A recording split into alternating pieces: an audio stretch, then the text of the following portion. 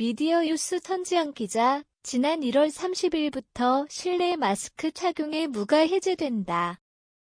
중앙재난안전대책본부에 따르면 설 연휴 이후인 1월 30일부터 실내 마스크의 자율적 착용으로 전환한다고 한다. 다만 고위험군 보호를 위해 감염 취약시설, 요양병원, 장기요양병원, 정신건강증진시설, 장애인 복지시설 등 의료기관 및 약국, 대중교통수단 내에서는 착용의 무를 유지한다.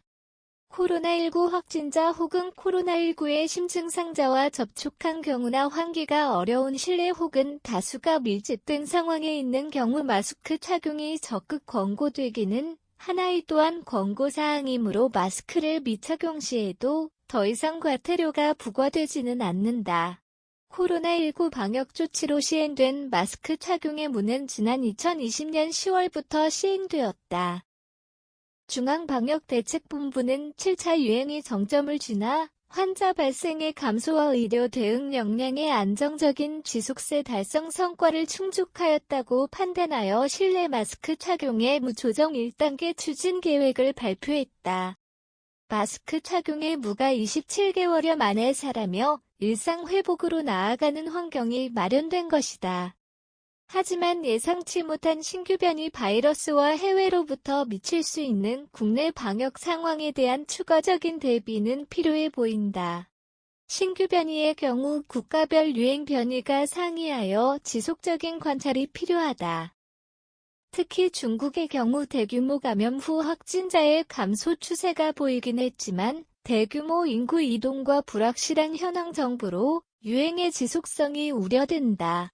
이에 따라 정부는 중국발 입국자 검역 강화 조치 등으로 대응을 시행 중이다. 일본과 미국 또한 최근 코로나19로 인한 사망자 수가 증가하고 있는 것으로 보여 상황을 더 지켜봐야 할 것이다.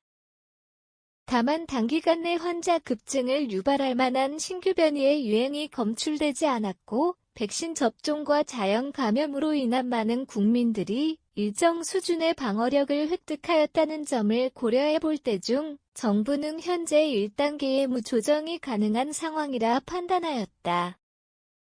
1단계의 무조정은 설 연휴 다음 주인 1월 30일 월부터 시행하기로 결정하였다. 이는 설 연휴 동안 인구 이동의 증가의 우려와 1단계 무조정 제외 대상 시설에 대한 안내 등의 조치에 일정 기간이 소요된다는 점을 고려하여 설정한 것이다. 그럼에도 확진자 발생 규모 증가의 우려와 고위험군에 대한 면역 부족이 있기 때문에 여전히 마스크 착용 생활화와 백신 추가 접종은 적극 권고되는 시정이다. 지영미 중앙방역대책본부장은 그간 일상생활의 불편함보다 방역과 우리 사회를 위해 마스크 착용에 동참해주신 국민들께 감사드린다라며 향후 실내 마스크 착용의 무가 조정되더라도 마스크 보호 효과 및 착용 필요성이 사라지는 것은 아니며 법적 의무에서 착용 권고로 전환되는 것임을 강조하였다. 중앙방역대책본부는 실내 마스크 착용의 무조정 후에도 마스크 착용을 포함한 손 씻기, 환기 등 개인 방역 수칙의 실천과 생활화가 코로나19 확산 방지를 위한 기본적 조치임을 강조하며 앞으로도 동절기 추가 접종률 제고 등 고위험군 보호 노력을 지속하고 신규 변이와 해외 상황에 대한 국내 방역의 영향에 신속하게 대처할 수 있도록 최선을 다하겠다고 밝혔다.